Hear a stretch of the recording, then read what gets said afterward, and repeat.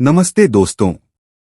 क्या आप जानते हैं कि आज़ादी की लड़ाई महाराष्ट्र में एक संगठन ने अंग्रेजों को ललकारा था, रामोशी क्रांतिकारी संगठन, और इसके महान नेता थे वासुदेव बलवंत फड़के।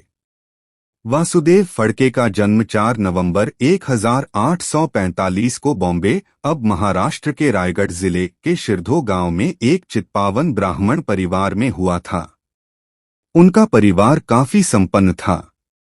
1870 के दशक में वासुदेव बलवंत फड़के ने किसानों की हालत देखकर अंग्रेजों के खिलाफ लड़ाई शुरू की।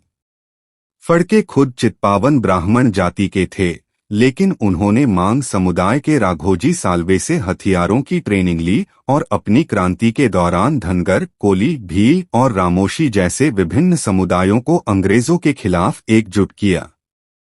ये घटना भी साबित करती है कि जातीय भेदभाव अंग्रेजों का ही प्रपंच था। फड़के को भारत का पहला संगठित क्रांतिकारी भी कहा जाता है। उन्होंने पुणे, अहमदनगर और कोल्हापुर के आसपास अंग्रेजों की छावनियों और कोषागारों पर हमले किए। उनका मकसद था किसानों को करों से मुक्त कराना और अंग्रेजों को भारत से बाहर निकालना। फड़के और रामोशी संगठन ने गुरिल्ला युद्ध की रणनीति अपनाई। वे अचानक हमला करके जंगलों में छिप जाते थे। उनकी बहादुरी से अंग्रेजी हुकूमत घबराई हुई थी। उस जमाने में उनके सर पर 50,000 इनाम रखा गया।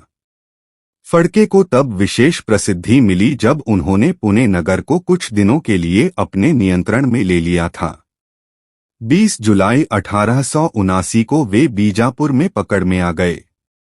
अभियोग चलाकर उन्हें काले पानी का दंड दिया गया और 1880 के शुरुआती साल में उन्हें अदन भेज दिया और 17 फरवरी 1883 को अदन की जेल में ही हमेशा के लिए आंखें बंद कर लीं। लेकिन उनकी चिंगारी ने आने वाले स्वतंत्रता संग्राम को दिशा दी। उन्होंने यह साबित किया कि स्वतंत्रता केवल सभाओं और याचिकाओं से नहीं मिलेगी, इसके लिए लड़ना होगा। उनका संगठन बाद में क्रांतिकारी युवाओं के लिए प्रेरणा बना। आज हमें उनकी वीरता याद रखनी चाहिए, क्योंकि यही वो लोग थे जिन्होंने अंग्रेजी शासन की नींव हिला दी थी।